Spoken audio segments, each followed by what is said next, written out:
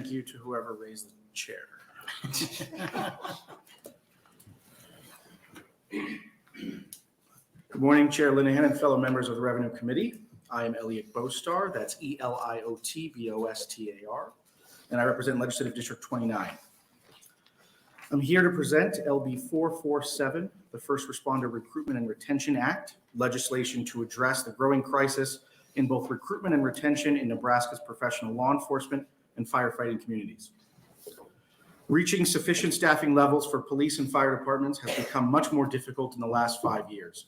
While recent increases in pay are appealing, many of our departments are not yet seeing a corresponding increase in recruitment numbers.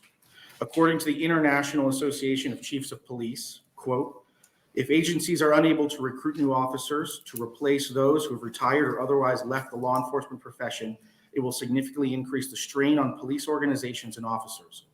As vacancy numbers increase due to the inability to fill positions and as more officers continue to become eligible for retirement, existing officers are becoming overworked and burned out.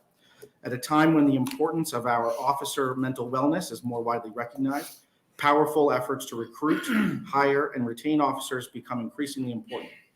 Law enforcement agencies need to thoughtfully amend recruitment and hiring practices without lowering the standards for officers that their peers and communities have come to expect.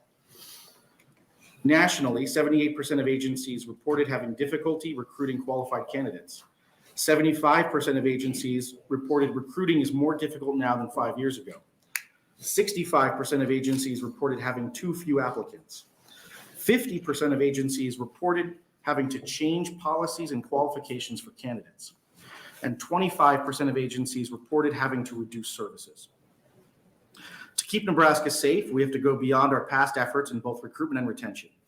The police and fire departments across our state are too often stuck drawing recruits from one another. Instead, as a state, our efforts would be better focused on recruiting from around the country to bolster our workforce. In order to keep our communities secure, we need to provide first responders across the country with a reason to relocate to Nebraska, and we need to give the first responders already here a reason to stay. LB 447 comes to you today as an effort to make Nebraska the most attractive state in the nation for our first responders. Last session, I brought forward LB 1273 in recognition of the fact that negative consequences to personal health can result from a career in law enforcement. According to a 5-year study conducted by Buffalo University Professor John Violante, a professor of social and preventive medicine at the UB School of Public Health and Health Professions, the daily psychological stressors law enforcement officers are subjected to place them at a considerably higher risk for various long-term physical and mental health challenges compared to the general public. This is no less true for our firefighters. On July 9th, 2018, President Donald Trump signed legislation requiring the Center for Disease Control and Prevention to establish a registry of firefighters to track links between their workplace exposures and cancer. The National Institute for Occupational Safety and Health, a federal agency within the CDC, found that a combined population of 30,000 firefighters from 3 different cities had higher rates of several types of cancers, as well as all cancers combined than the U.S. population as a whole. Those firefighters studied were more likely to develop cancers of the respiratory, digestive, and urinary systems than the U.S. population as a whole, and the firefighters in the study had a rate of mesothelioma 2 times greater than the rate in the U.S. population as a whole. A career as a first responder increases your risk of various health problems. LB 447 builds upon what we established last session in 1273 to address the cost and somewhat mitigate the impact of these negative health effects. LB 477 would allow any retired individual who is employed full-time as a professional first responder for at least 20 years and who's at least 60 years of age as of the end of the taxable year to reduce their federal adjusted gross income by the cost of their health insurance premiums. This deduction, offsetting the cost of health insurance premiums for retired first responders, is an acknowledgement that their careers subjected them to a likely increase in various adverse health impacts and expenses. Additionally, portions of Senator Halloran's LB 1272, which expanded a tuition waiver for state universities, state colleges, and community colleges from 30% to 100% for law enforcement officers in good standing with their departments, were amended into the final version of LB 1273 and passed without opposition. LB 447 once again builds upon that legislation passed last session to expand this benefit to both firefighters and police officers. Finally, LB 447 creates a tuition waiver program for the dependents of professional first responders, accessible for 5 years and conditional on the dependent remaining in Nebraska for 5 years following the conclusion of the waiver period. The first responder and the dependent will both need to file a tax return annually with the Department of Revenue while the dependent is receiving the waiver to demonstrate that they reside within the state and that the first responder is still employed by their department. For the 5 years following the waiver, the dependent must file a tax return annually with the Department of Revenue to demonstrate that they have abided by the agreement to remain in Nebraska.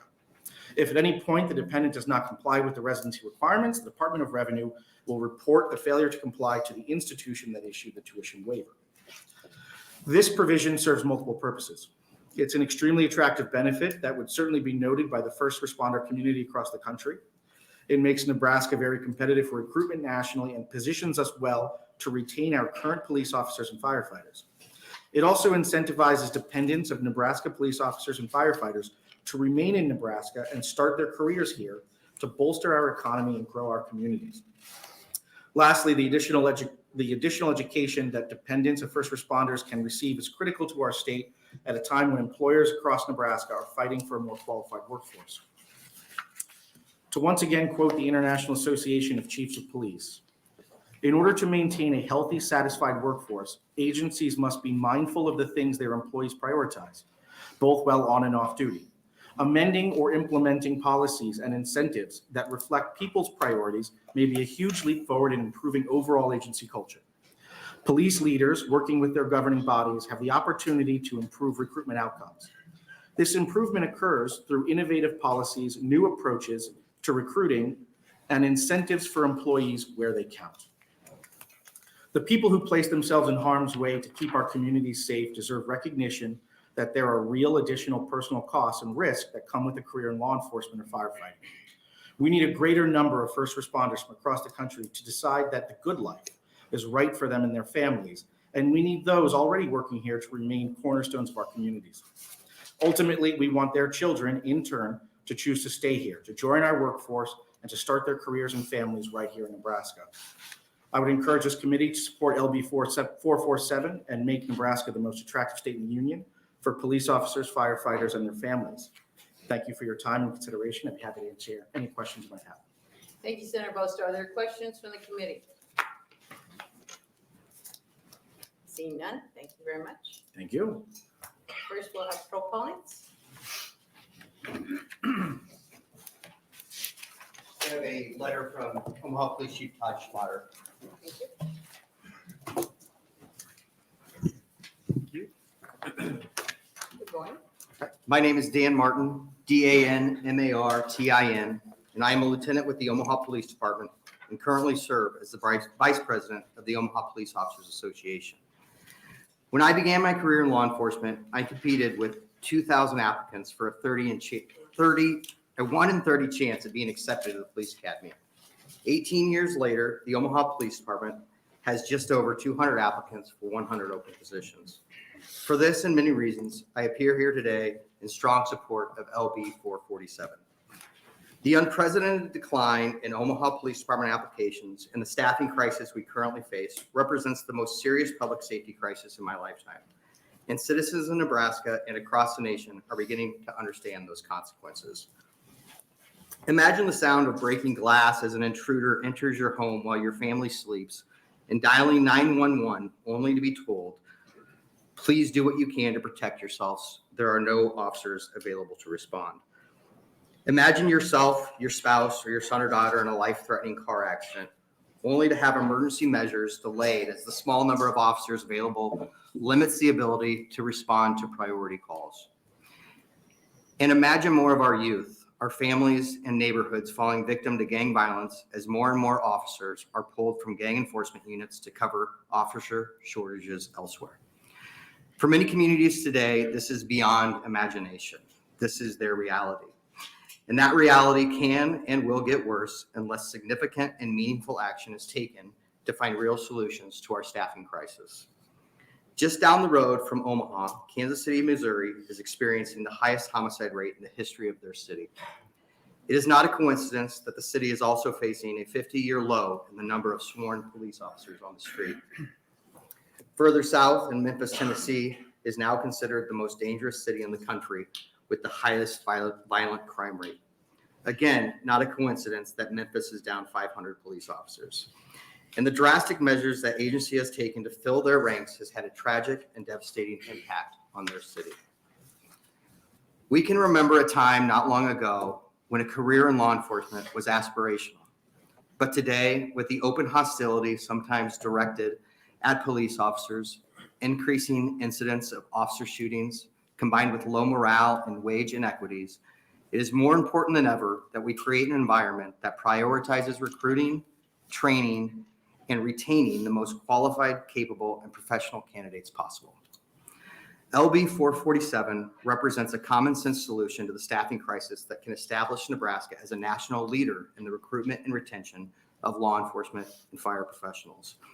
No other state in the nation is taking such a forward-thinking and proactive approach to recruiting and retaining public safety professionals. While some departments in other states and municipalities have the ability to offer up to $30,000 in hiring bonuses, and the military can offer $50,000 in bonus compensations, in Nebraska, we must remain competitive without breaking the bank, and LB 447 is an important step in that direction. We cannot deliver the effective public safety, swift response times, and thorough investigations our communities deserve without well-staffed and well-trained police and fire departments. We have in front of us an opportunity to restore and rebuild a recruitment and retention program that lives up to our highest values and priorities. We need the right number of officers and the right kind of officers. LB 447 gives every police and fire agency in the state of Nebraska the ability to compete with other public safety jurisdictions offering lucrative hiring bonuses, defined pension benefit plans, and other incentives.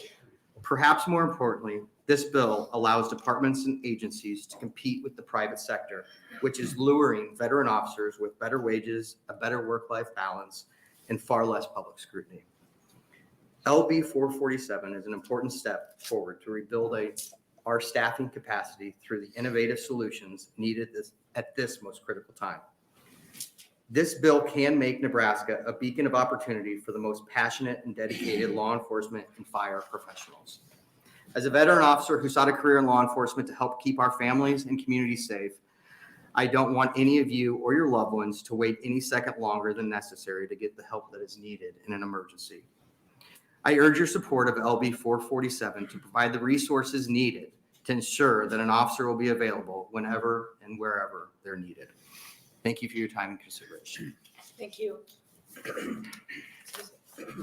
Any questions from the committee? Senator Von Gillern. Lieutenant Martin, thank you for being here today. How short-staffed is OPD today? And what do you anticipate that this current recruiting class, how will that impact that? Well, there was a deputy chief that we hear talk about more specific numbers to Omaha, but right now we're down over 100 officers. Okay. We just hired 39, but we're also losing officers at an alarming rate too. So where did those 39 come from? Are we robbing them from each other within the state? Is that what I'm hearing? Yeah, we have 3 laterals, but I believe they're from out of state. Okay.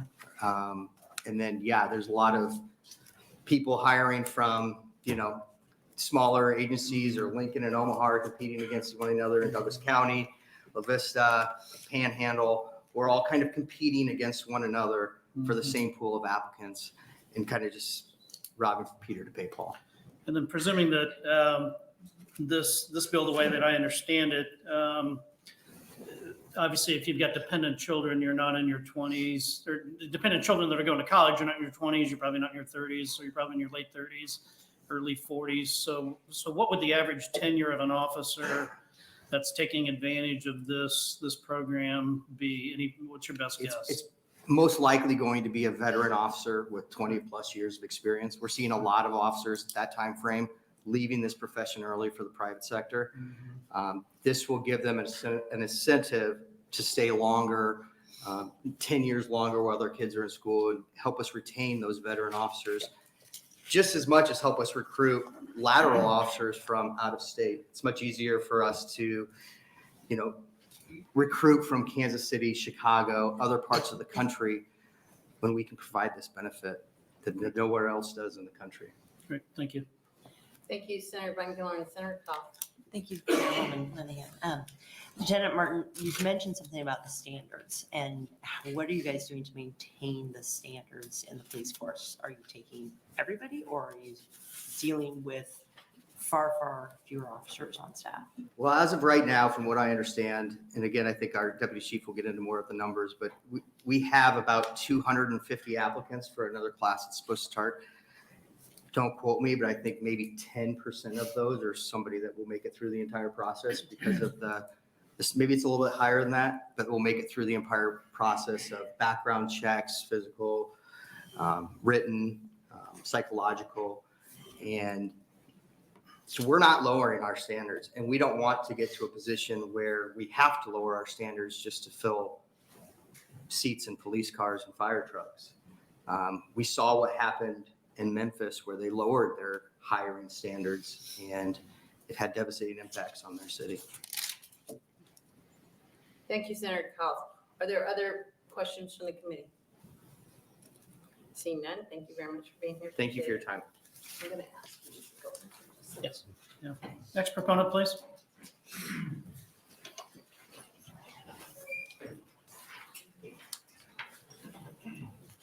Good morning.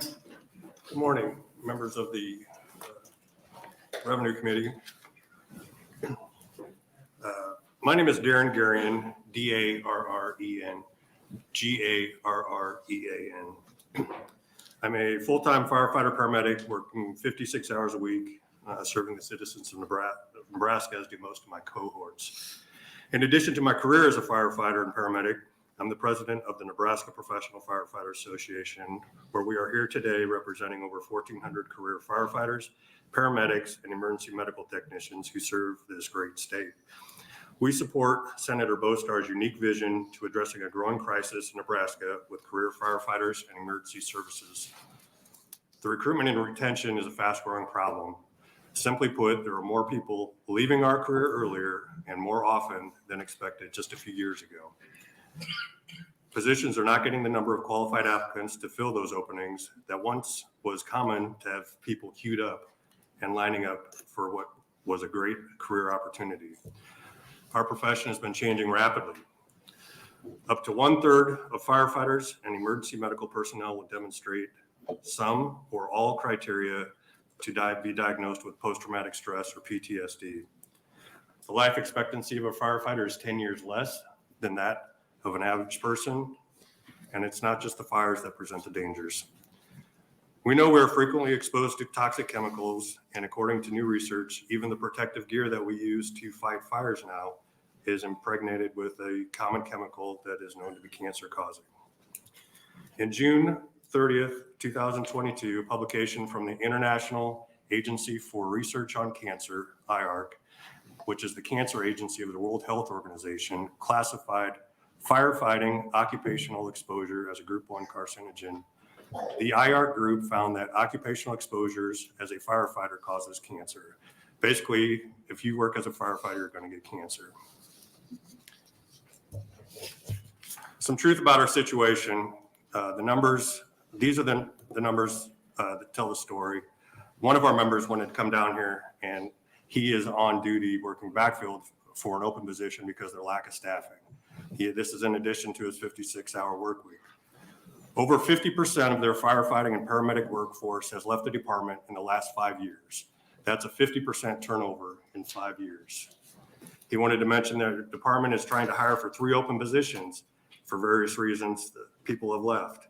While going through the process, they didn't receive enough qualified applicants to fill the 3 positions, leaving them continually short-staffed. The department had to go through an entire process again, costing not only more to the department, but also putting a toll on those firefighters and paramedics. This was never heard of just a few years ago. We applaud Senator Bostar looking at this outside-the-box method for Nebraska to increase recruitment and retention of good qualified firefighters and paramedics. This is a method that would not encourage a rob Peter to pay Paul scenario that's currently happening in Nebraska. Ultimately drawing from the same pool that seems to be taking place. The Nebraska professional firefighters are here to assist in any way we can through this. And I appreciate the Revenue Committee pushing this forward to the next step. Thank you very much. Thank you. Are there questions from the committee? Yes. Thank you, Chair Linehan, and thank you for being here today. I know 3 minutes is a short amount of time, and we have a lot of people that want to testify, but can you just go into a little bit more detail about what the average workload is like right now for a firefighter in terms of hours per week and how much time you get off? Because my understanding is that it's increasing. Yes, and that's kind of what I was trying to point out is our regular work schedule is 56 hours a week on average. And that's for everybody. So the individual that wanted to come testify, he's backfilling. So he's doing basically forced overtime in addition to that because of their short staffing. So he wasn't necessarily able to come down and give that input. So it's not only just, working more because of vacancies. The workload itself has increased in some jurisdictions by as much as 20% in just the last 2 years. So there's an added toll on just call volume and everything that's going on. And like I said, that's just in the last couple of years. And that varies from jurisdiction, but all of those things take a toll. If you're working more and making more calls, it's just taxing on the individual. Thank you. I appreciate it. Thank you, Senator Duggan. Senator Albright. She looks at me like there's a lot of people in the room. Thank you, Chair Linehan, and thank you for being here. You said 50% in the last 5 years. Do you have like exit interviews? Are they retiring out? What are some of the reasons? So for that jurisdiction of that 50%, 5 of those individuals had the capacity to retire, but they left to basically go get a different job. The other remainder went to either other departments. Some of them were out of state, some of them were different departments in state. But of those So numbers, this 50% number isn't statewide, it's a particular area? so that was for one jurisdiction. One. Yeah, and there will be other testimony behind me that will have jurisdiction specific numbers, but that is just one that is staggering. Thank you. Yeah. Thank you, Senator Albright. Are there other questions from the committee? Seeing none, thank you very much for being here. Thank you.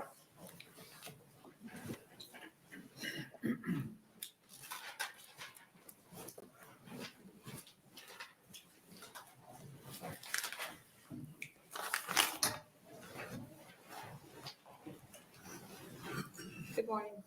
Good morning, Senators. My name is Ed Wemhoff, AEDWEMHOFF. I serve as Sheriff of Platte County, and I'm the current president of the Nebraska Sheriff's Association. I am also here today testifying on behalf of the Police Chiefs Association of Nebraska and the Police Officers Association of Nebraska. All 3 of these law enforcement associations strongly support LB 447, and we thank Senator Bostar for its introduction. Recruiting and retaining law enforcement officers has become a serious challenge for law enforcement agencies throughout the state. But I want to talk with you this morning about some of the unique issues that rural law enforcement agencies face. Coming from a rural area and noting that there are areas even more rural than Platte County, the population from which we have to hire quality officers is limited. While providing law enforcement services in a rural area may appear to be similar to providing those same services in urban areas, being understaffed can lead to issues that may appear different but are just as serious. Response times to accidents and emergency calls can be slower in larger, more rural counties to begin with. But when departments are operating at less than full staff, the problem becomes severe. And being full staffed is a change in perception based upon the size of your agency. For myself, fully staffed means 22 fully certified deputies, 23 including myself. I will share that it has been since September 2018 that I have been fully staffed. Since 2018, I have been in a constant state of hiring as I attempt to fill all 22 positions. Since becoming sheriff in 2014, I have consistently searched for ways to recruit and retain individuals who can meet our high expectations. Then there are those sheriff's offices and police departments throughout the state for whom fully staffed means 5 or less officers or deputies, including that chief or sheriff, for whom even being 1 position short creates greater issues than my being 3 short. Providing the staff to do the job is imperative to the communities we serve. Being understaffed does not only impact response times, but it also impacts results. Lacking enough staff creates challenges as we attempt to get our officers training and time off. The expanded tuition waivers would be very useful for rural law enforcement agencies as we attempt to recruit qualified candidates. I know of many sheriff's offices that have begun recruiting candidates from outside the state of Nebraska. Personally speaking, and I feel many in law enforcement profession would share the sentiment, Nebraska is a good place to work in law enforcement. As Nebraskans, we can and should promote the good that is Nebraska. This is a wonderful place to live, to work, and to raise a family. Now, with the support of this legislation, with the promise of a tuition-free education for law enforcement families, what a wonderful incentive to help us attract more quality candidates to the people of Nebraska. I ask that you advance LB 447 from committee, and I thank you for your time this morning, and I'm happy to answer any questions you may have of me. Thank you very much, Sheriff. Are there questions from the committee? Seeing none, thank you very much for being Thank here. you.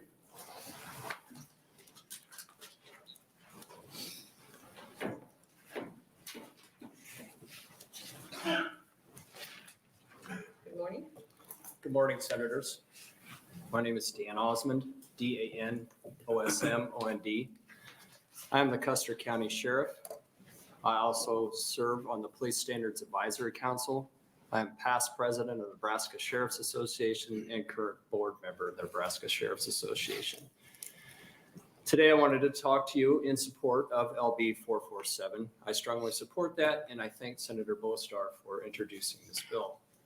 I wanted to focus a little bit on retention and what this bill can do for us on that.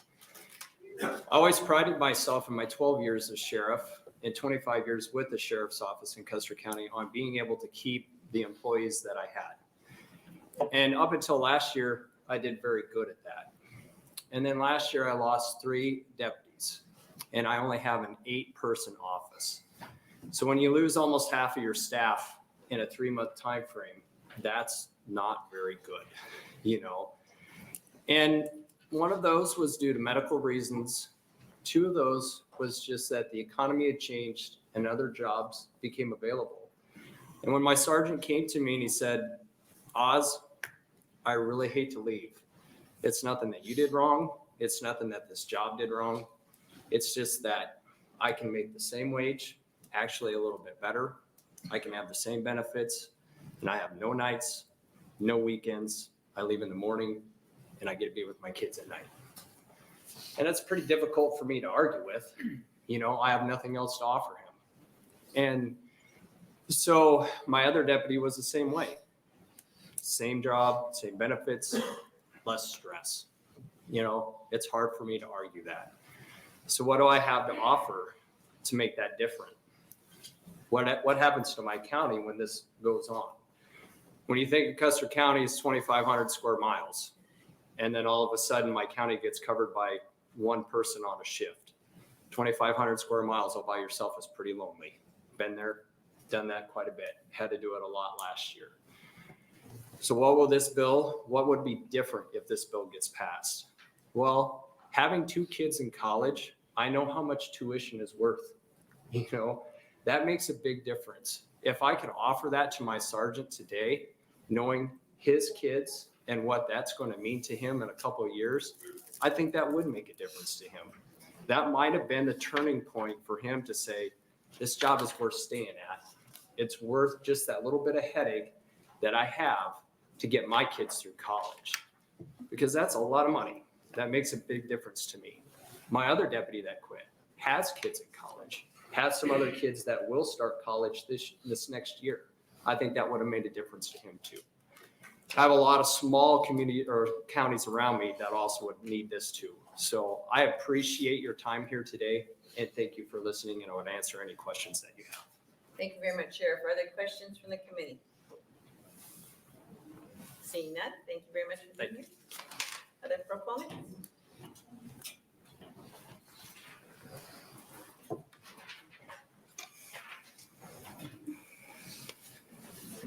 Good morning. My name is Dave Engler, ENGLER.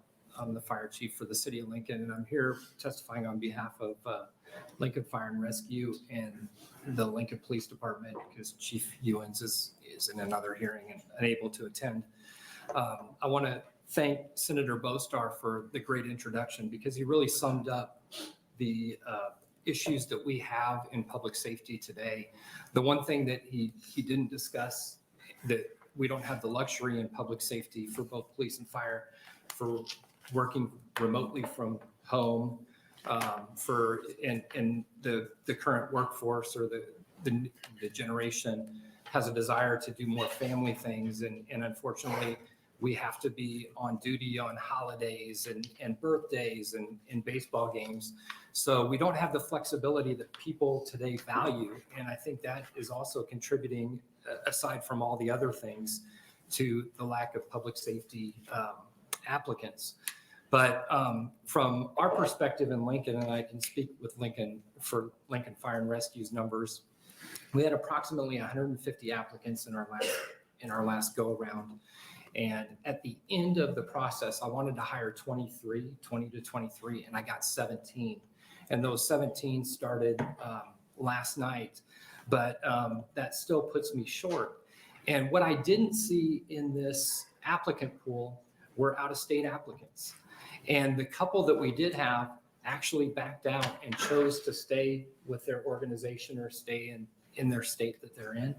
And then I've even lost a couple of our tenured firefighters to out-of-state opportunities. So the issue is real, unfortunately, and it's a challenge. And the typical pay and benefits that we offer, which are very competitive, are not saving the day. And I think this bill provides that out-of-the-box thinking that will help not only retain our people, but attract those from out of state to come to our agencies. And I think it's a great opportunity and certainly something that we need, because we have a problem and we need to find solutions to those problems. So with that, I'll take any questions. Thank you very much. Are there questions from the committee? Seeing none, thank you very much. Thank you. Other program.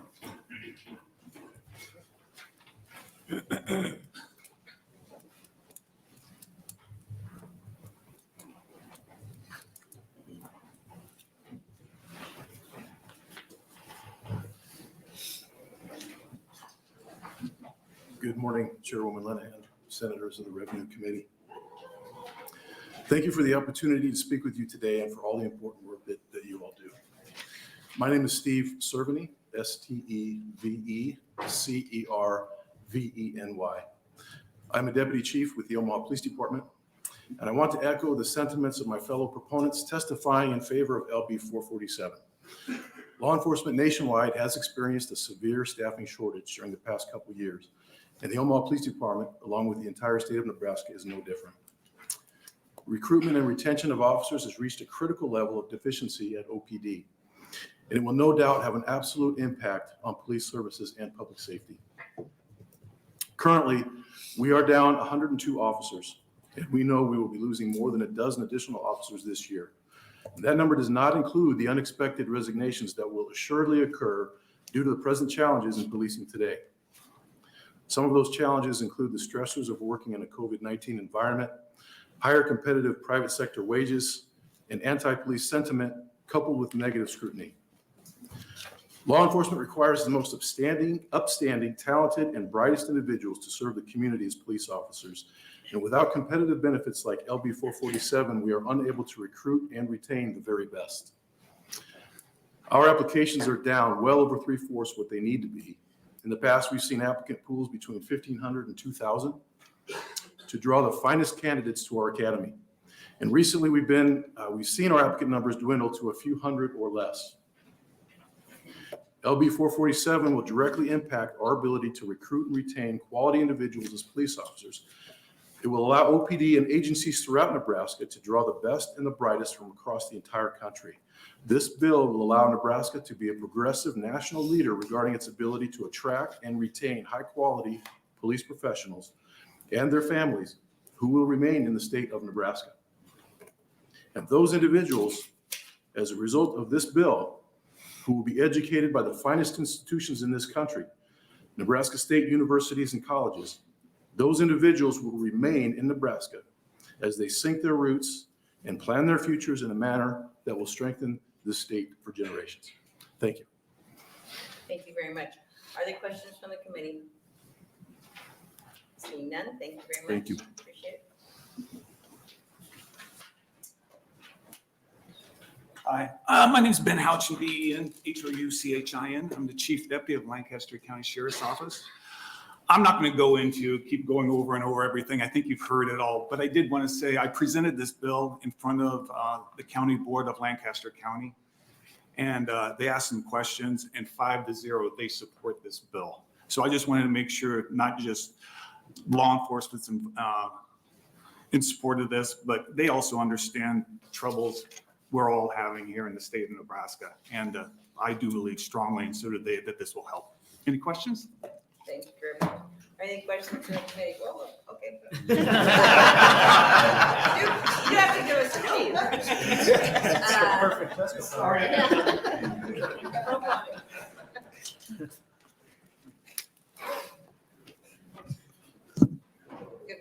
Good morning. Thank you, Madam Chair, members of the committee, for the opportunity to address you today. My name is Trevor Towey, Trevor Towey. I'm the president of the Omaha Professional Firefighters, and I represent over 680 Omaha firefighters and paramedics. I'm here today as a proponent of LB 447. As a professional firefighter and paramedic for over 25 years, I've experienced the evolution of our profession firsthand. In many ways, we have made changes that have resulted in a safer profession, but unfortunately, for reasons you have already heard, our profession has become more dangerous, with more inherent risk to occupational cancers and mental injury. The result is a less desirable career to attract today's workers. Additionally, in an effort to meet municipal and state budgets, there's been a decade-long trend to reduce health and retirement benefits for firefighters and police.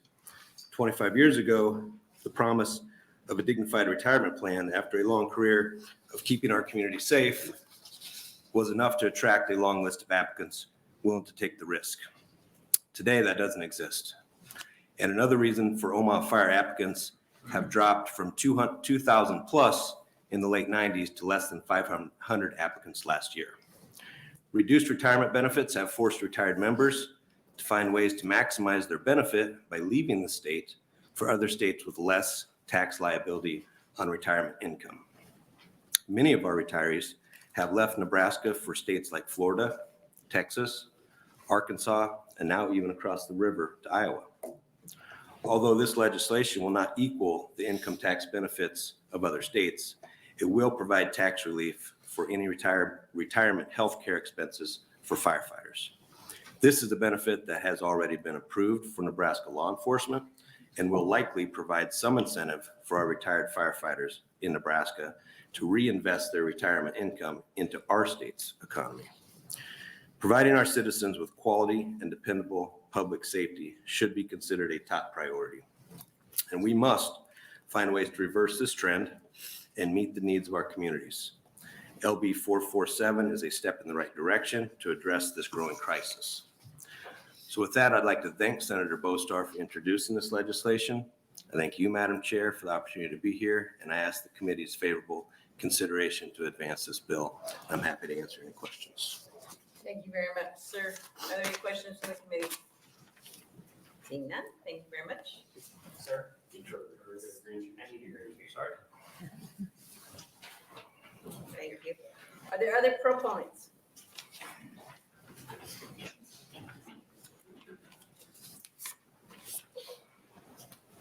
There's room up front, proponents.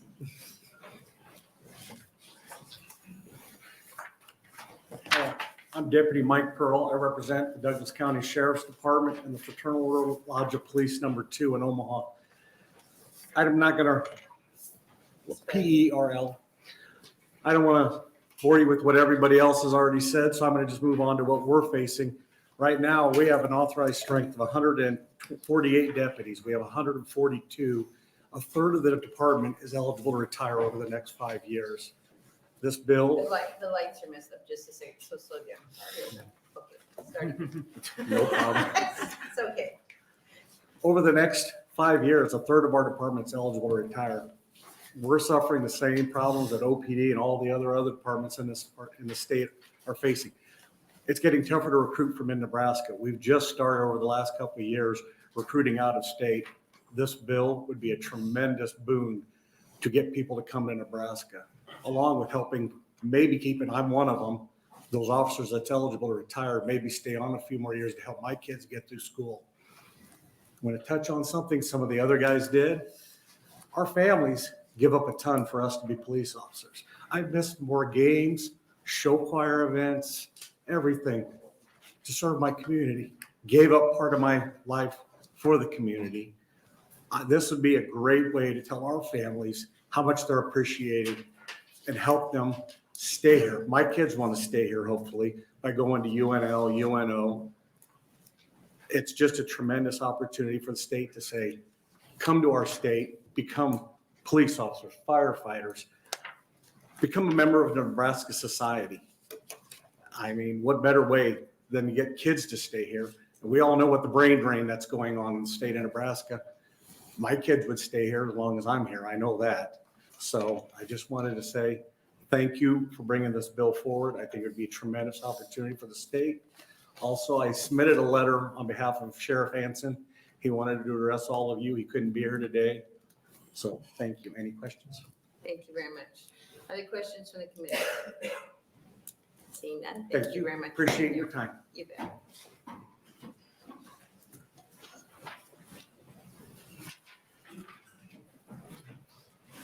Good morning. Good morning, Senators. And thank you, Senator Bostar, for sponsoring this bill. My name is Cindy, C-I-N-D-Y, Koenig-Warnke, Koenig-WARNKE. I'm here as a representative of the Lincoln Police Union. I am a 25-year law enforcement veteran, and I'm here to testify in favor of LB 447. I grew up in rural Nebraska. I'm a daughter of a farmer. As a child, I have big dreams of being a law enforcement officer and serving the citizens of Nebraska. My family did not have a legacy of law enforcement officers, and my parents raised me to work hard to achieve all my goals. When applying for law enforcement jobs, I knew the challenges of becoming and being a law enforcement officer. In August 1997, I started police training at the Lincoln Police Department. One of the hiring requirements at the time of my training was to have a college degree or minimal hours left to complete a college degree. With the financial support of my parents, working 3 jobs and student loans, I obtained my Bachelor of Science degree in sociology, and I was motivated and focused and completed my 4-year degree in 3 years. Within 2 weeks of graduation, I was in the police academy. I established my career and married my husband, a trooper with the Nebraska State Patrol. We had 2 children, and he also had obtained a Bachelor of Science degree and had student loans to repay. Our family grew, and so did our work and financial demands throughout every phases of their lives. I ask you to support this bill as the first responders of Nebraska provide service to the citizens in their worst moments. With the demands and challenges first responders face, this bill would allow all active first responder children the opportunity to attend college, continue to expand their education, and develop job skills without the financial obligation of college expenses and student loans. It is imperative to recruit and retain quality first responders so the citizens of Nebraska continue to receive the best services available for their needs. As I said in front of you, Nebraska continues to lose law enforcement officers at an alarming rate, and this body has the opportunity to change that. The legislative body needs to stop the bleed. It starts with this committee taking action by sending this bill to the floor for full discussion by all 49 senators, because it can have a positive impact and lasting effect on every community of our state. Thank you. Thank you very much for being here. Are there any questions from the committee? Seeing none, thank you much.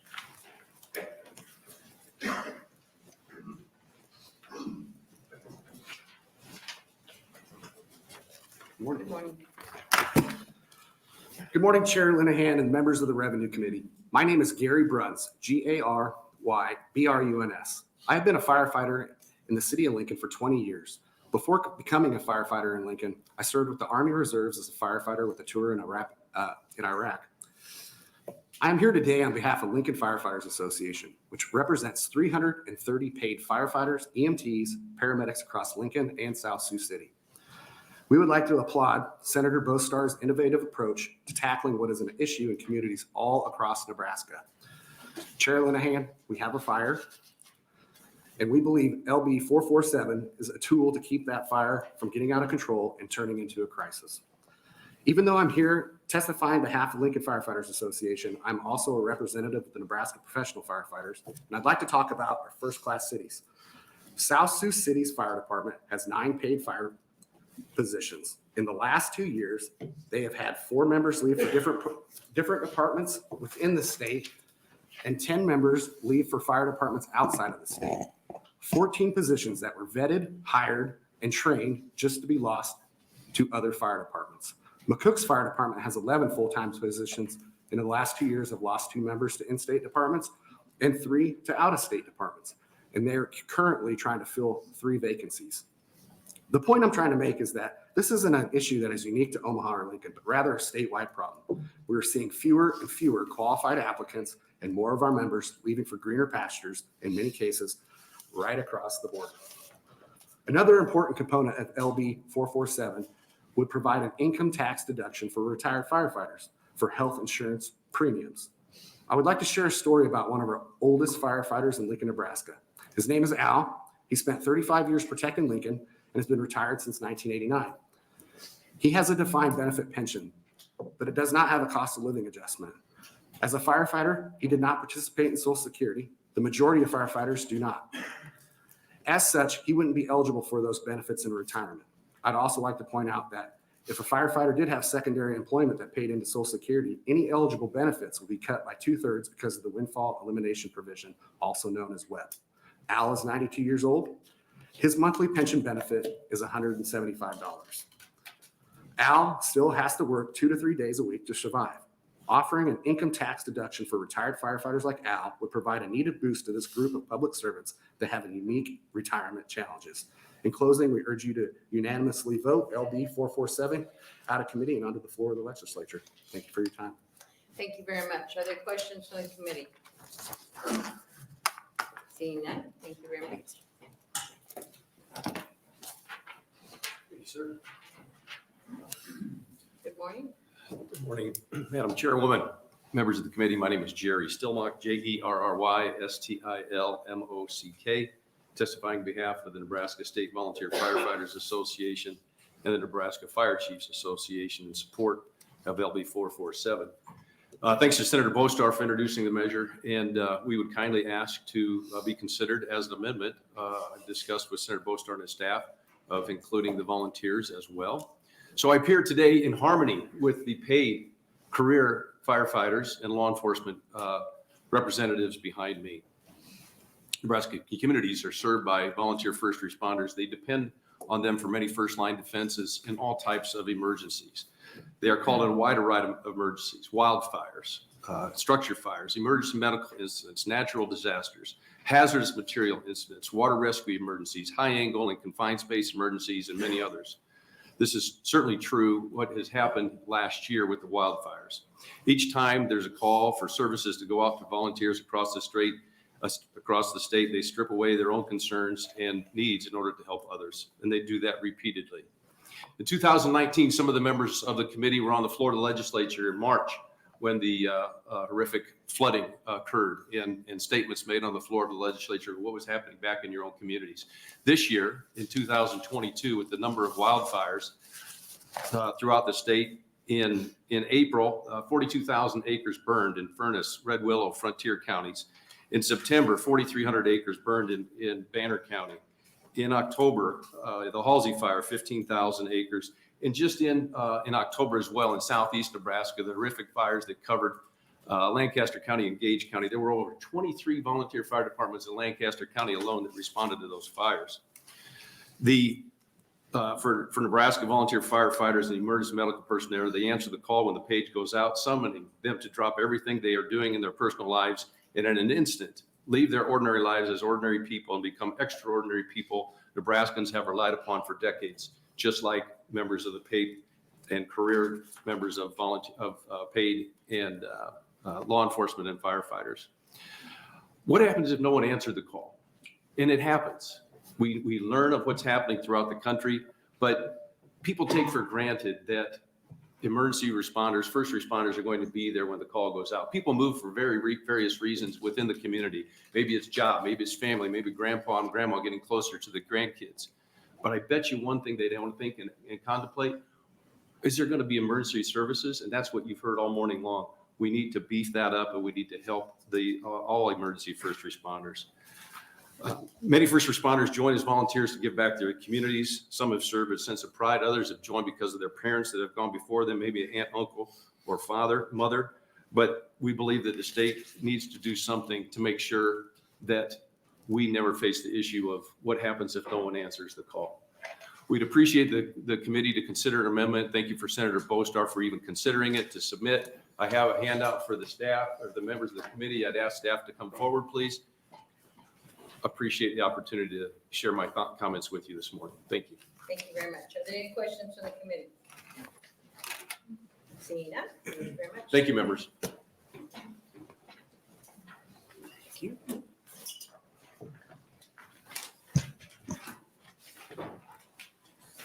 Good morning, Chair Linehan, members of the committee. My name is Matt Schaefer, MATTSCHAEFER, appearing today in support on behalf of the State Troopers Association of Nebraska. We don't have anything to add in addition to what you've already heard, but did want to register our support for the bill and thank Senator Bostar for introducing it and urge the committee to advance it. Thank you. Thank you very much. Are there any questions from the committee? Seeing none, thank you very much. Next proponent.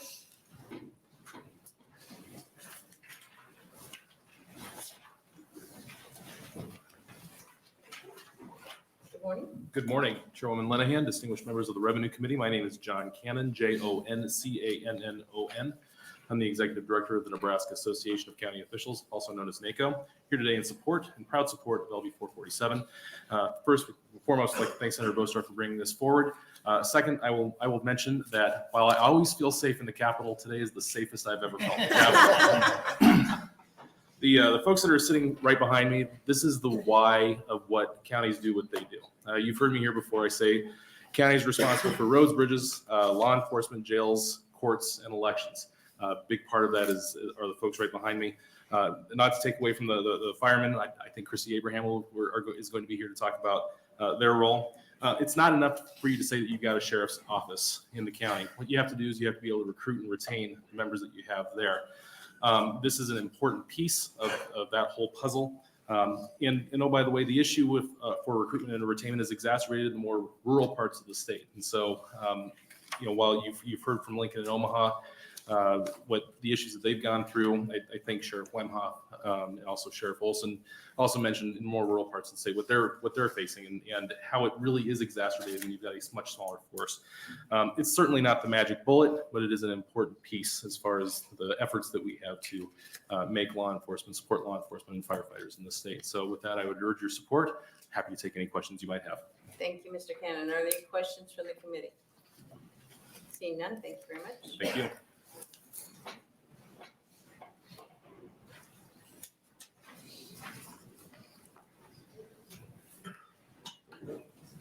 Good morning. Good morning, Senator Linehan and members of the Revenue Committee. My name is Christy Abraham, CHRISTY, I am here representing the League of Nebraska Municipalities and to join to the chorus of thanking Senator Bostar for this bill. This certainly is an issue, as you have heard, that's critical across this state. And we really feel this is a critical piece to help with recruitment and retention.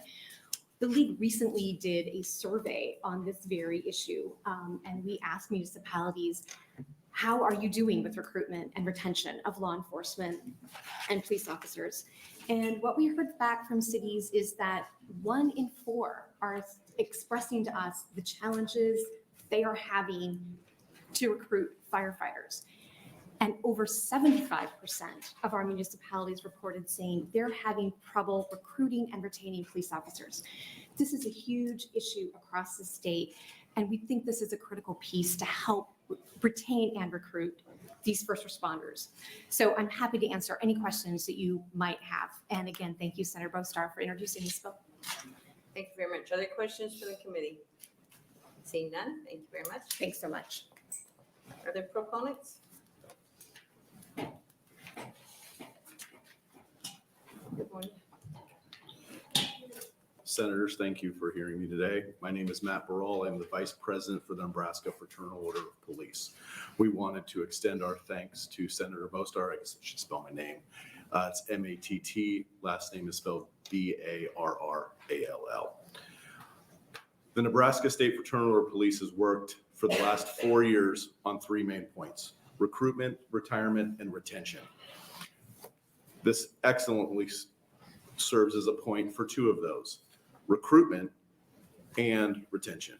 Recruitment specifically for out-of-state officers. We are facing a huge problem in law enforcement with obtaining qualified officers. We are now at the point where we are seeking to get officers from other states, and having something like this is an excellent recruitment tool to serve that end. In addition, the retention portion, we can keep our very, very good officers that have families that can then seek to keep their children here in the state of Nebraska and hopefully provide for more meaningful citizens. So on behalf of the Nebraska State FOP, I want to say thank you and show our support for this bill. Thank you very much, Brenda. Are there any questions from the committee? Seeing none, thank you very much. Are there proponents? Are there any other proponents? Are there any opponents? Anyone wanting to testify in a neutral position? Senator Bostar, would you like to close? Oh, wait a minute, do we have letters for the record? Yes, we do. They're on a blue piece of paper. Okay, thank you, that's helpful, that's very helpful. Good job. We have letters for the record, 18 proponents, 0 opponents, and 0 neutral. Thank you, Chair Linehan and members of the committee, for your time and attention to this important legislation. A couple things I wanted to mention. Senator Von Gillern, you talked about how if, for a recruit that's maybe, 20 years old, right? Or younger even, how, they're thinking ahead to their children going to college may not be top of mind. And I think that's right. And that's part of what we tried to address last year when we gave,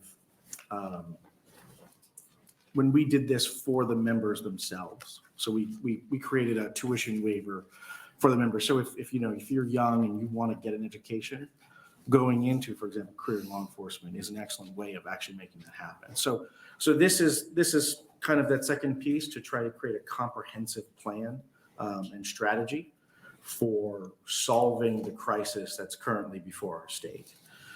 The other thing I wanted to just draw your attention to was the fiscal statement.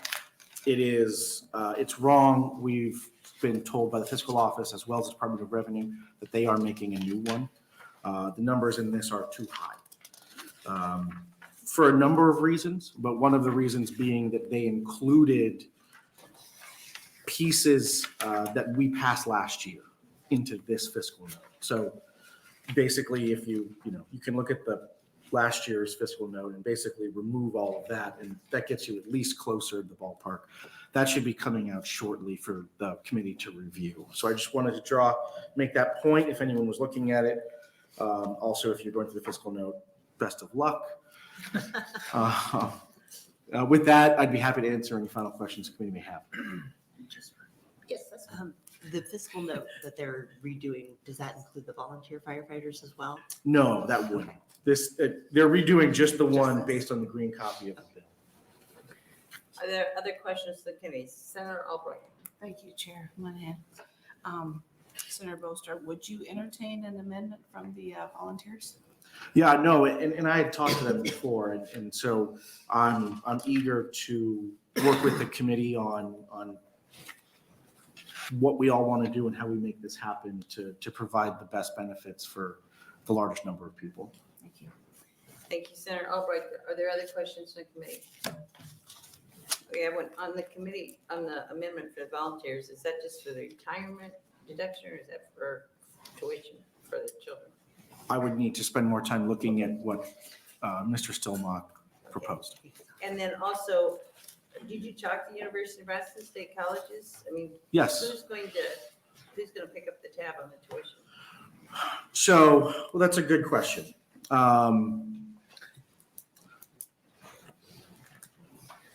It's mostly waived, right? I mean, Okay. it's a tuition waiver, so it isn't paid in. And currently, I'll remind the committee, enrollment right now at the university is down. Right. So we've got empty seats in classrooms. So the idea of adding some more students to our university system at the moment, it's not like we're going to have to build new buildings or hire new professors or anything else. So there is a waived tuition component that certainly, that would be revenue that the university wouldn't get otherwise. But I think a lot of this is we're going to be adding new individuals, so it isn't exactly revenue that they may have received anyway. And the university has capacity to take on more students. And I think the marginal costs of that don't represent what the tuition portion would have been. Okay, thank you for that. Are there other questions from the committee? And they have to, one other thing, the student has to stay in the state for 4 years? 5 years. 5 years After they've utilized, after the waiver period concludes. Student has to stay. The student would have to stay in the state for 5 years. And that's, this is a benefit for recruitment and retention, but this is also a benefit for us here in Nebraska as a whole. That age population is what we lose. The brain drain of our young, recently educated Nebraskans, I mean, they're leaving. And so this is also, I think, a very cost-effective way of turning that around. And, once these individuals stay here for 5 years, they put down roots, maybe start a family. I think that they will, I think they're in for the long haul. Okay, thank you very much. With that, unless there's other questions from the committee, with that, we'll close the hearing on LB 447 Thank you. and open the hearing on 497.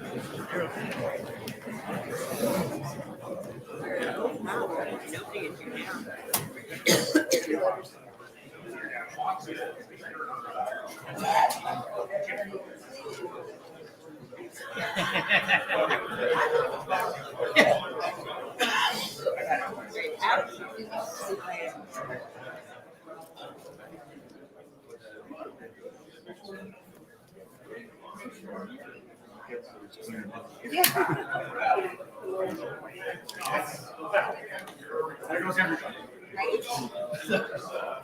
That wind's gonna feel bad. So, Elliot.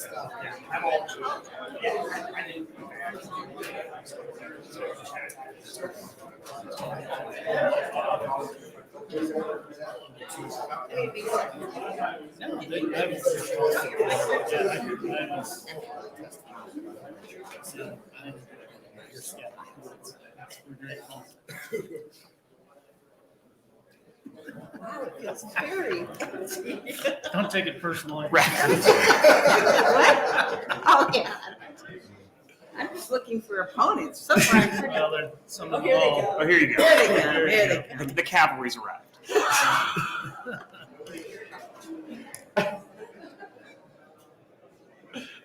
There might be some proponents. Where's the regulation? Possible. I know there's one. Okay, you ready? Okay, we will open testimony on LB 497. Welcome, Senator Linehan. Good morning, Vice Chair Von Gillern and members of the Revenue Committee. I am Linehan, LouannLinehan,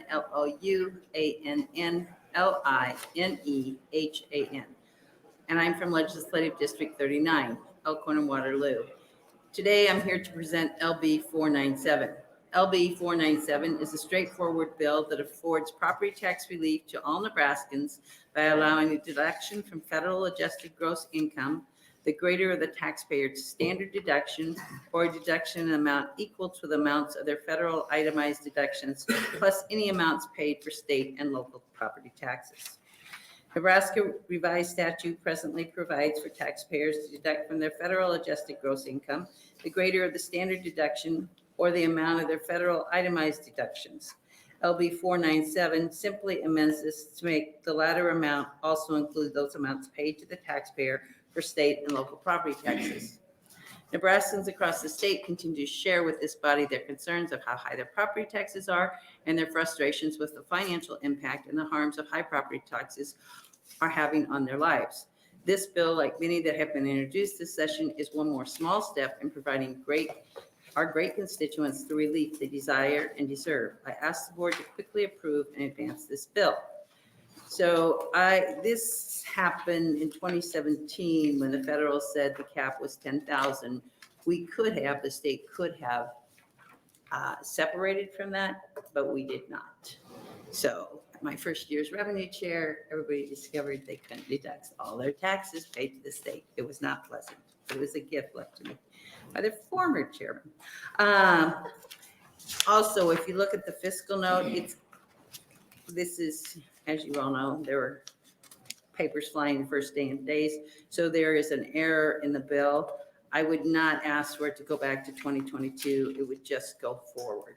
So you could strike 40 million and the cost going forward would be 17,312,000. And I haven't, and hopefully somebody behind me, or I can get an accountant, or I can ask Chairman Clemens, with the fact that you can't deduct whatever you pay over $10,000, that puts our highest bracket a lot higher.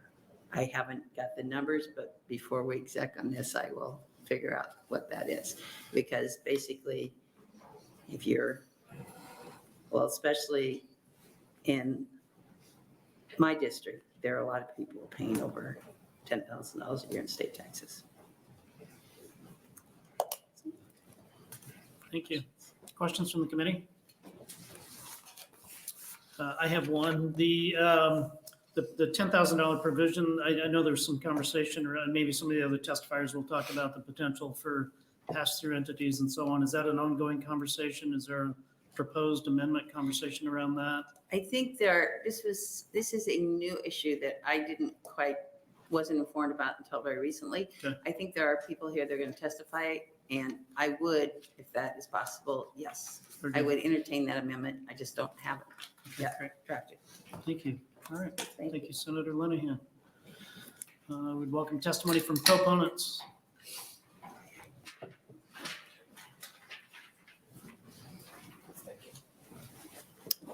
Vice Chair Von Gillern, good morning. Members of the committee, my name is Bob Hallstrom, Hallstrom. I appear before you today as registered lobbyist for the National Federation of Independent Business in support of LB 497. I believe there's not too much more to add from what Senator Linehan did in her opening describing the need for the legislation. There's a lot of talk at the federal level as to whether or not they will reverse course on the salt cap deduction. Good luck in that happening anytime soon as a practical matter. So we believe, in light of Nebraska's heavy reliance, on property taxes, that the salt cap has had a particularly adverse impact in increasing income tax liability of many taxpayers in Nebraska, and LB 497 would serve to reduce taxpayers' exposure to the adverse effects of the salt cap. And Senator, with regard to the pass-through, we have looked at that pass-through. I'm by no means an expert on the issue, and perhaps there is someone else that's going to testify on this. But I do know from what I've looked into, there's about 27 states that have adopted some form of pass-through salt tax cap deduction legislation, which addresses the impact on those that are shareholders or members of S corporation, limited liability companies, and the like. So there is some precedent for other states having done that, and it does address a little different element of this in terms of this bill only addressing the individual impact on the limitation of your itemized deductions. Be happy to address any questions. Any questions from the committee? Seeing none, thank you, Mr. Thank you. Holstrom. Next proponent?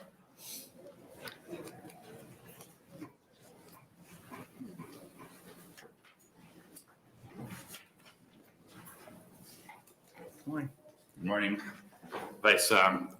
Vice Chair Dan Gillern and members of the Revenue Committee. For the record, my name is Jeffrey, Jeffrey R. Shaffert, Schaffart.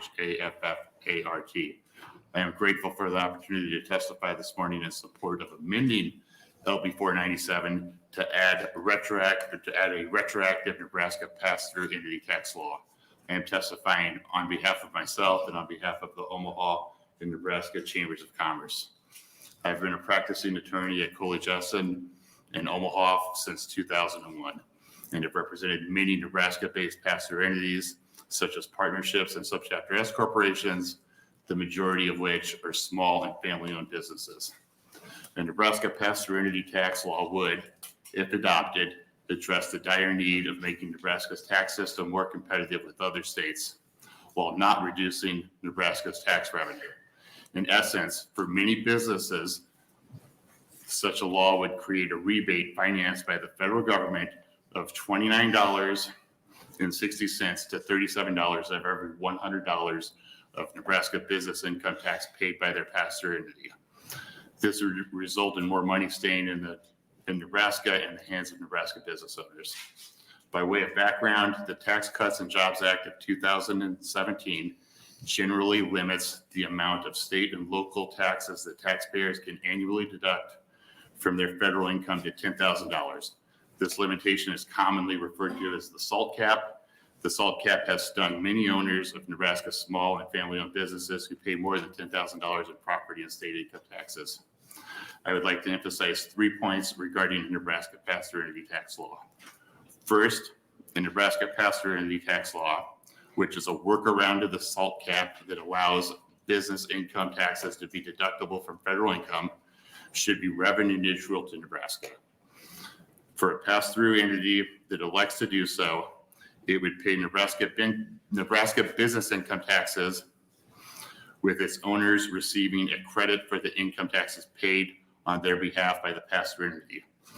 This should not decrease the revenue collected by Nebraska, as the same amount of state income taxes will ultimately be paid. Second, in November 2020, the IRS approved pass-through entity tax laws, so there is federal support for enacting a pass-through entity tax law, which many other states have already done. Finally, Nebraska is at a competitive disadvantage if it does not implement a pass-through entity tax law. Currently, Nebraska is one of just 5 states that impose an individual income tax that have not yet adopted or proposed a pass-through entity tax law. This is an unacceptable situation for any state that wants to be known as business-friendly to be in. Regionally, our neighbors who impose state income taxes, Colorado, which has adopted a law that is retroactive to 2018, Kansas, Iowa, and Missouri have all enacted or proposed pass-through entity tax laws. South Dakota and Wyoming do not need one because they do not have state income taxes. For the above reasons, I urge the committee to amend LB 497 to add a retroactive pass-through entity tax law. That concludes my prepared remarks. Thank you again for providing me the opportunity to testify about this important amendment. I would be pleased to entertain any questions that the committee may have. Thank you, Mr. Shaffert. Questions from the committee? Yes, Senator Breezy. Thank you, Vice Chair Gillern. Thank you for your testimony here today. Can you provide us with a written copy of your testimony? Happy to. I'll hand it over. An hour later, whenever. Thank you. All right. I have one question. The revenue neutral comment that you made is with regards to the proposed amendment for pass-through entities, not the original bill. Correct. Okay. Pass-through. Just wanna I'm clarify. not testifying about the original bill, just Want the to clarify proposed on that. amendment. All right, any other questions? Thank you, Mr. Shaffert. Next proponent. Any other proponents? Any opponents that would like to speak regarding LB 497? Any neutral testifiers?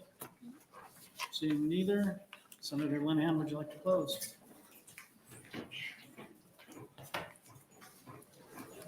Can you have a fiscal note on it? Yep, I'm sorry. As Go you're ahead. coming up, forgive me for interrupting you.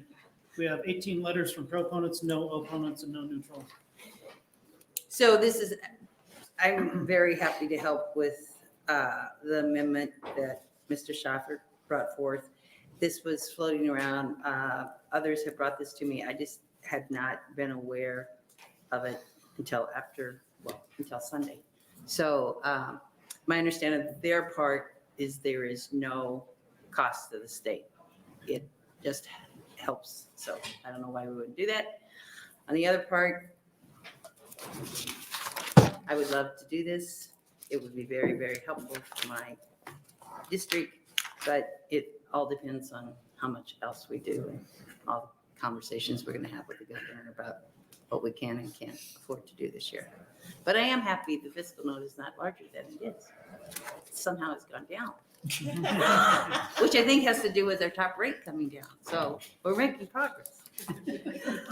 So. Very good. Any questions for Senator Linehan from the committee? Thank you for testifying today. Thank you.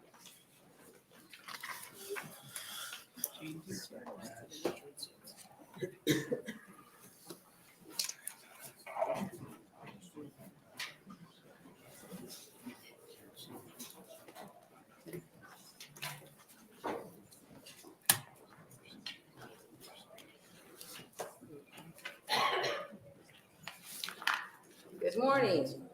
Open the hearing on 492. Welcome, Senator Gillern.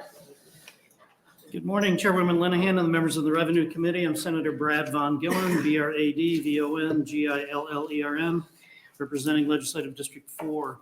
I'm presenting today on LB 492, which deals with the expensing of machinery and equipment, as well as the expensing of research and experimental investments. The Tax Cuts and Jobs Act of 2017 temporarily eliminated the factory tax. While this was a very pro-growth change, those eliminations are now set to expire. The factory tax allowed for full expensing and immediate cost recovery when filing federal tax returns for business property with an asset life of 20 years or less. The assets covered by the federal changes included machinery and equipment, but also include assets such as new tools, heating systems, and computer software. Beginning January 1, 2023, the ability to fully expense goes away, effectively raising taxes on these investments and disincentivizing upgrades and future investments. Under provisions in the Tax Cut and Jobs Act of 2017, the innovation tax on research and experimentation had also been made fully and immediately deductible. This ended on January 1, 2022, and now these costs must be amortized over a 5-year period. Innovation is a critical component of both our national and global competitiveness. Nebraska should welcome businesses looking to bring new ideas to the forefront. LB 492 would decouple from these two provisions of the federal tax code and allow for full expensing on the factory tax and allow for the full and immediate deduction of research and experimentation expenses. I appreciate the opportunity to introduce this legislation. Being more business tax friendly could help both attract new businesses to our state, as well as encourage businesses with a presence in Nebraska and other states to relocate business operations to Nebraska. I'd like to bring the committee's attention to the white copy amendment that's brought forward today. It's a very simple amendment that adds cooperative corporations and their patrons to the bill. And thanks to the co-ops for bringing to our attention to include them in this legislation. Anything we can do to help these business entities keep Nebraska competitive and encourage research and development is a win for our state. I believe that LB 492 supports these policies. Lastly, I just want to, part of my prepared remarks, I just want to point out that the majority of the companies that are taking advantage of this accelerated deduction or accelerated amortization are manufacturing companies, they're production companies, they're employing large numbers of tradespeople and blue-collar workers. They are huge employers within our state. I'd rather not say on the record who they are, but I think you can imagine who those big manufacturing companies are out from Omaha all the way out to Scotts Bluff and in between. So they represent a dramatic number of jobs and create opportunities for workers and to a great extent in ag communities. And we all know that many farmers they hold down 2 jobs in order to be able to farm. Many of them farm and they have a job at a production facility or within the town nearby where they reside. So it's important to businesses all across the state, and I encourage you to support 492. Any questions? Thank you, Senator Van Gillern. Other questions from the committee? Seeing none, thank you very much. Are there proponents?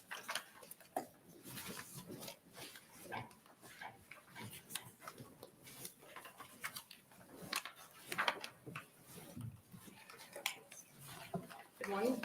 Good morning, Senator Linehan, members of the Revenue Committee. My name is Nicole Fox, and I COLEFOX, here representing the Platt Institute. And I thank you for the opportunity today to testify in support of LB 492. The Platt Institute supports policies that make it easier to start and grow businesses in Nebraska, as well as retain and attract a talented workforce. LB 492 is one such piece of legislation, and I want to thank Senator Van Gillern for introducing it. So under current law, the Tax Cuts and Jobs Act was passed, and it was passed as part of the budget reconciliation process, and it included pay-for provisions. Two of those provisions were sections 174 and sections 168. So under section 174, federal tax law has treated research and experimental costs as fully and immediately deductible since 1954. So the first provision ended the full expensing of research and experimentation costs in the year they were incurred, in fact, effective January 2022. So this bill had been brought forward last year. And so we have surpassed this, but of course, going forward, those companies that incur research and experimentation costs could go back to the full expensing, so they would just lose out on 1 year.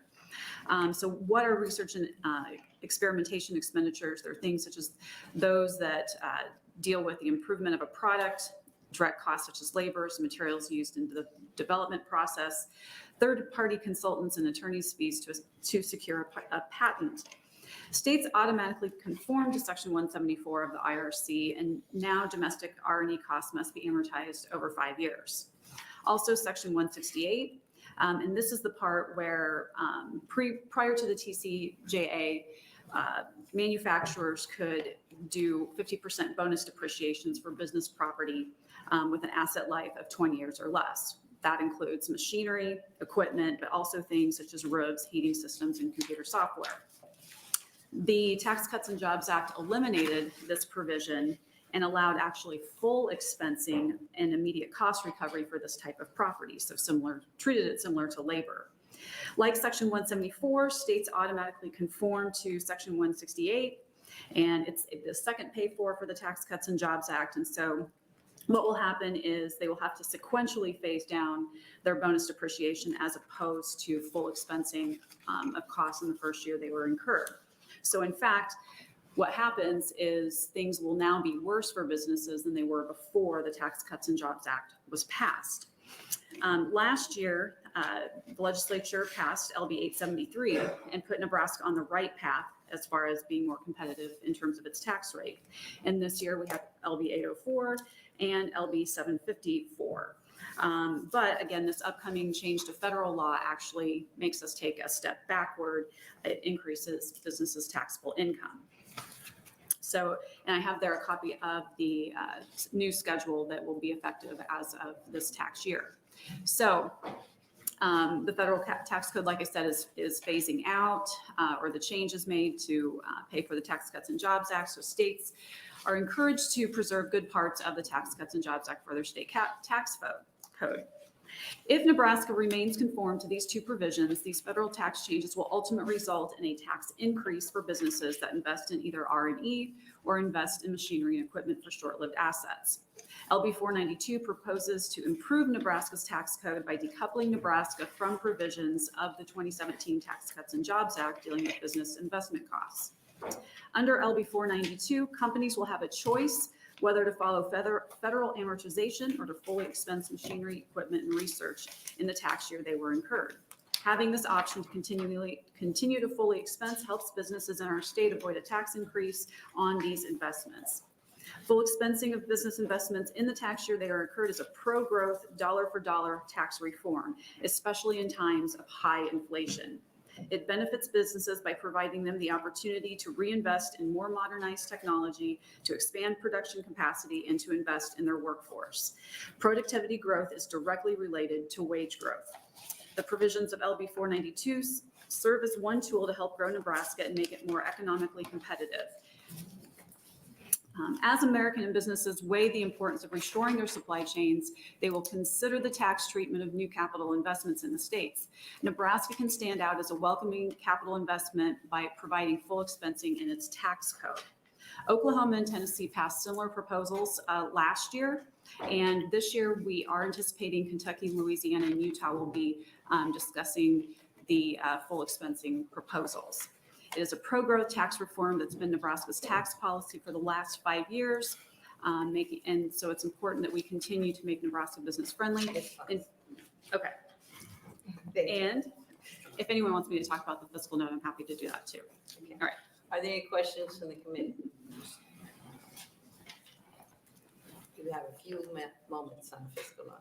Okay, so, and I provided copies of both Oklahoma and Tennessee's fiscal notes. So just a little bit of background. We had called the Department of Revenue when we were looking at introducing this bill a couple of years ago.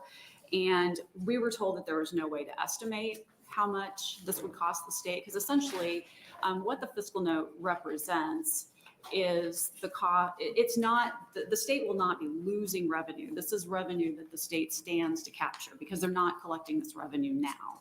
But at the time we were told that there would be no way to estimate because we've never collected the R&E tax, and then they've been full expensing for the other.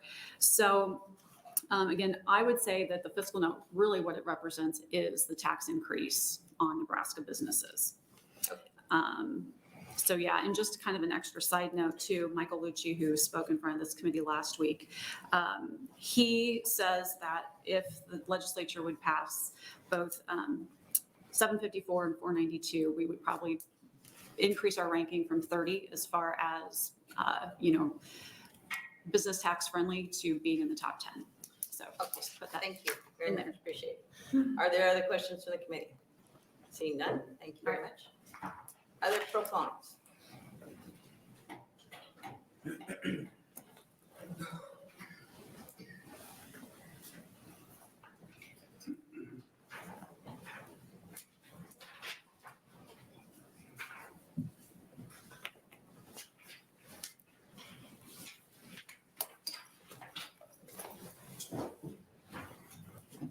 Good morning. Good morning. Chair Linehan, members of the Revenue Committee. My name is Brian Sloan, Bryan Slone.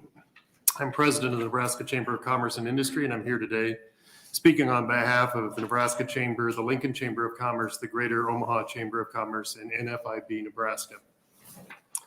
As we look out as organizations to the interests of businesses, both large and small within the state, the question of competitive ability to create jobs and opportunities within our state requires us to continue to encourage those builders and employers and innovators to drive economic growth in each of our communities. LB 4992 is an important step in this process. As Ms. Fox from the Platt Institute mentioned in her testimony, this bill would decouple Nebraska from the provisions of the Federal Tax Cuts and Jobs Act and allow our businesses engaged in research and experimentation the option of receiving immediate cost recovery for investments in R&E, machinery, and equipment, rather than simply depreciate them generally over 5 years. And at this point, I'm going to deviate from my testimony and written testimony and just summarize a couple points. This is solely a timing issue in the tax code. So it's a question of whether you expense something in the first year or whether you depreciate it over 5. In the end, the same amount of taxes get paid. It's just a timing issue of whether the government has the interest value of that money over time or the taxpayers have the interest value of that time. I realize the mysticism of revenue estimates as much as anybody, and also appreciate the people that make them. Essentially, what if the revenue estimate is correct, let's just assume for that this purpose it's the interest effect is generally around 40 million a year. Essentially, what would happen, and we had this at the beginning of the Tax and Jobs Act. The failure to decouple would create a tax increase in the state of about 40 million on businesses within the state compared to what they paid last year. Generally, what you should see what I would think in the fiscal note is that there would be initial tax costs for the first year, but then 80% of that should come back over the next 5 years. And then ultimately businesses will pay the same amount of tax. But in the end, what really matters in terms of what the effect of this is it was probably one of the signature pieces of that act, federal act at the time. Tax Foundation once estimated it increased GDP in the United States by 1%. It was very significant in the economic growth we've had since then. 1% of Nebraska's GDP is $1.2 billion. And even if a state-only provision is only going to produce 10% of the effect, that would still be $120 million of GDP growth in Nebraska. Well, those are back of the envelope numbers, and I'll be the first to admit it. But this is a timing difference, a tax increase that will happen absent state action. We've done this before as a state. The legislature before has decoupled where it would create a tax increase. This is one of those times. It just happens it's 5 years, several years later, because this is a sunset provision that creates a tax increase rather than the initial bill itself. And with that, I will take any questions that the committee might have. Senator Breezy. Thank you, Chair Linehan. Thank you for your testimony here today. What exactly is Section 168 equipment? So generally speaking, it's short-lived equipment. And so for small business and big businesses, it would be any equipment from computers to, for the manufacturing industry, the manufacturing equipment they put on the floor, to bend sheet metal, to build combines, to do whatever. Sure. Where I come from, I'm more familiar with Section 179. Correct. And that's why I was querying. Right, and it's the same concept. It's the same sort of concept, which is we've done this off and on federally for decades to generate economic activity, and generally it does. And again, it's just a timing issue.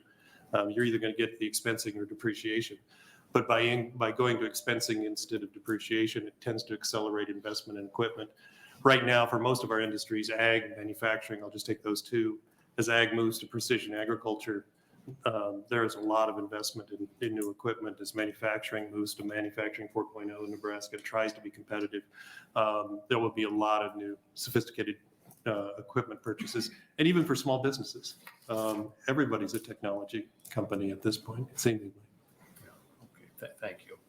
Thank you, Senator Breezy. Are there other questions? Senator Dunham. Thank you, Chair Linehan, and thank you for being here for your testimony.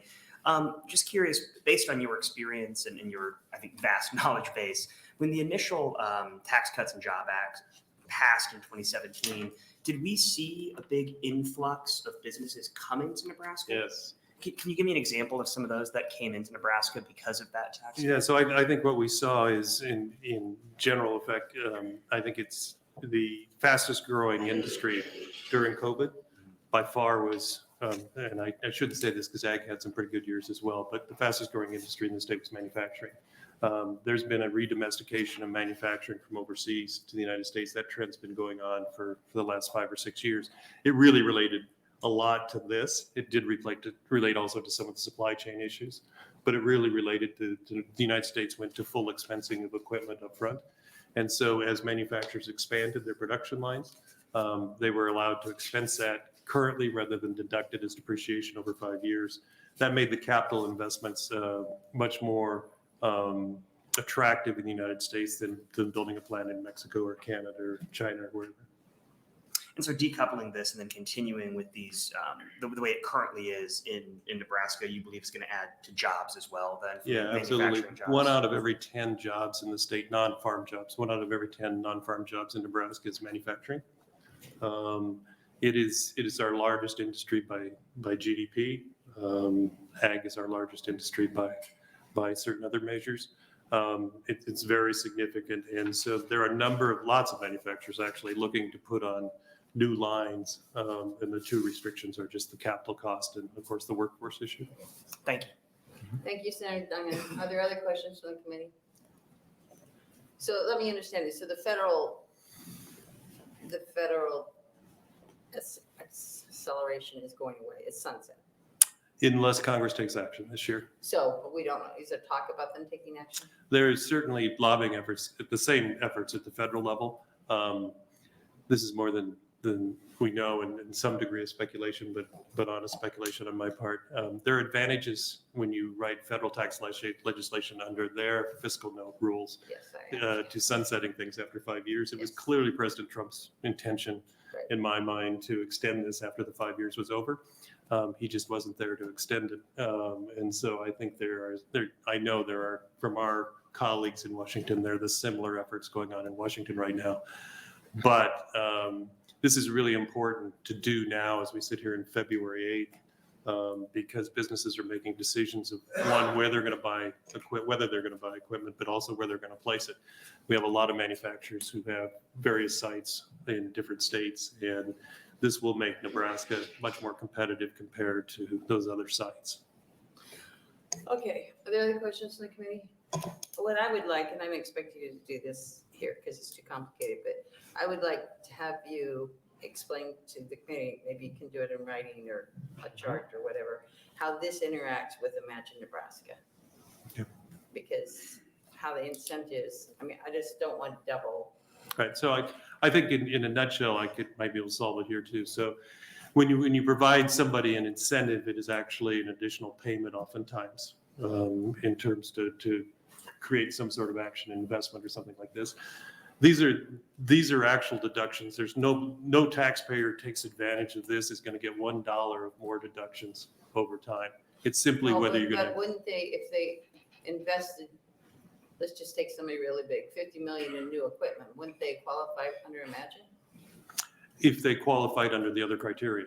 Right, so that's what. Many of the I need to criteria understand. require a certain amount of jobs. I think the Yes. committee needs to understand how this interplays or does not interplay with the other incentives. I know I get what this is, but what is the interplay with the other incentives? Yeah, so it would not affect the other incentive qualifications. This is really just a depreciation amortization function. Are we going to amortize the expenses of equipment over 5 years? Or are we going to allow them to expense it the first year? Yes, I get that. Okay, any other questions? Seeing none, thank you very much. Thank you very much. Are there other proponents? Any other proponents? Any opponent? Oh, you are a proponent. Okay, good. Sorry. Good morning. Morning. And then I look down and see I have good afternoon. I must have thought this was 1:30. Chairman Linehan and members of the Revenue Committee, my name is Adam Feeser, ADAMFESER. I'm the Director of Cooperative Advancement for the Nebraska Cooperative Council.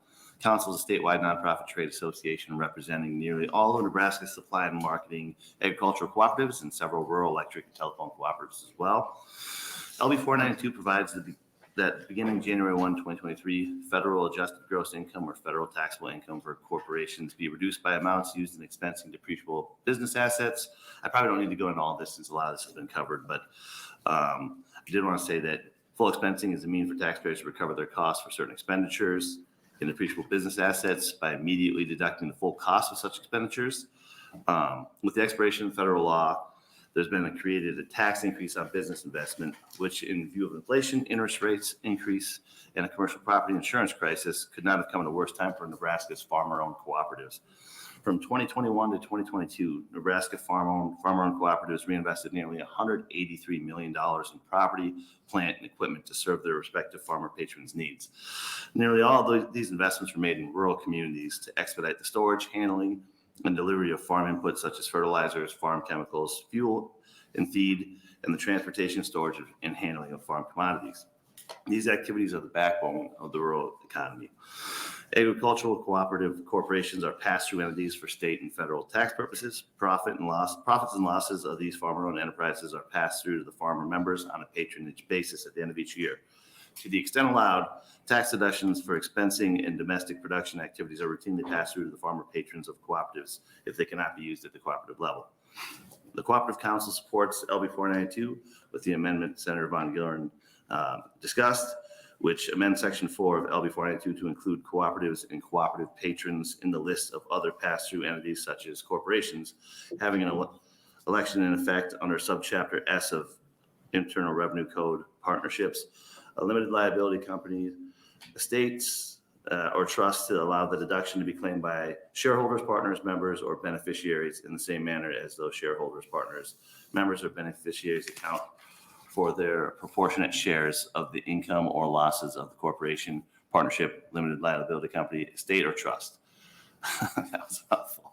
The Nebraska Cooperative Council thanks Senator Von Gillern for bringing this important piece of legislation and for working with us to ensure Nebraska's farmer-owned cooperatives are included. If you have any questions, I will try my very best to answer them. Thank you very much. Are there questions from the committee? Seeing none, thank you for being here. Are there other proponents? Are there any opponents? Is there anyone wanting to testify in the neutral position? Senator Von Gillern, would you like to close? Sure. Oh, I'm sorry. Thank you. Thank you for the reminder. And they're a different color.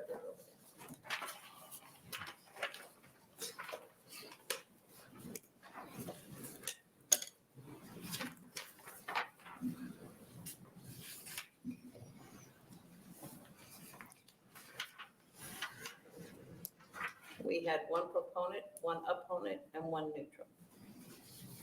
Okay. Again, thank you to the members of the committee. Just want to boil this down. There are several folks that testified that got, I'm sure got much better grades in accounting than I did. But back in the day, in my previous life, when I was running a business, I would call on those people to advise me on how to make good decisions. And in the decision that this would make as a business owner, business operator is determining what can if I incur the cost this year, can I expense it this year? And if I can, the result of that is I'm more likely to reinvest that money this year. And that's the short version. Again, it does not impact, the passing of 492 would not impact revenue to the state in any means other than the time value of that money. And the time value of that money is much more valuable to the business owner and the business operator, the manufacturing firm, so they can turn around and reinvest that benefit back into new equipment year over year over year, and again, benefit their workers. So with that, I will keep my closing brief and take any questions. Are there questions from anybody? Senator Dunn. Thank you, Chair Linehan, and thank you, Senator Von Gillern. I just want to make sure I understand some of the fiscal note here, and I think the Platt Institute spoke to this. And obviously, it sounds like what we're doing here is not allowing this sunset provision to change. And so I think I understand the Platt Institute's argument, or at least interpretation of the fiscal note, that this 29 million or 45 million is money that we're not losing necessarily. It's just taxes that would be forecasted out that now we're losing because we're extending the break, essentially. My question, I think, is the governor's budget. We have a lot of moving parts going on right now. Last week, we heard a lot of testimony about 10-year projections and things like that. Do you have any idea if the projections we've heard from the governor and the folks that were here testifying took into account this money? Were they counting on this money coming back into our coffers, and is this going to screw that up moving forward, or were they assuming the passage of this, and so they're not counting on that as part of the budget? That's a really good question that crossed my mind about an hour before I walked in here this morning, and I honestly do not know the answer, but I will find out. I'm just curious. Thank you. That's a great question. Thank you. Yeah. Thank you, Senator Dunn. Any other questions? I would like you to talk to the fiscal office about the fiscal note. Yeah. Because yeah. if this passed in 2017, and our revenues have been pretty good since 2017 to the point of excellent, how would, it doesn't make sense. I mean, that's, just talk to him, Yeah, my understanding of this fiscal note is not the impact of 492 being passed, it's the impact if 492 doesn't get passed. Does that make sense? Right, but let's get that. Yeah. Yeah. I agree. It's a difficult, fiscal office got a lot to do, so it's. Agreed. Yeah, okay, any other questions? Oh, yes. Thank you. But your point here again is it's more a question of timing. The state's going to get the money eventually. Absolutely. Absolutely. Okay. If there's $100,000 tax liability, if this were allowed to sunset or not take place, if I've got $100,000 tax liability, and it's a straight line depreciation over the next 5 years, I'll get a $20,000 tax deduction each of those 5 years, rather than taking that $100,000 deduction this year and then being able to reinvest immediately. So if we're worried about whether it's being accounted for in the budget or not, again, it's coming to us, coming to the state at some point anyway. Exactly. And recall that a tax deduction, as we all know in the Revenue Committee, is not direct tax payments as if it were a credit. It'd be some 30 to 40% depending on what the rate would be in that area. Yeah. Thank you. Looks like we have consent bills. Amen. Move to go into exec. All right, with that, we'll bring the hearing of LB Thank you. 419 to close. You turn off the mic.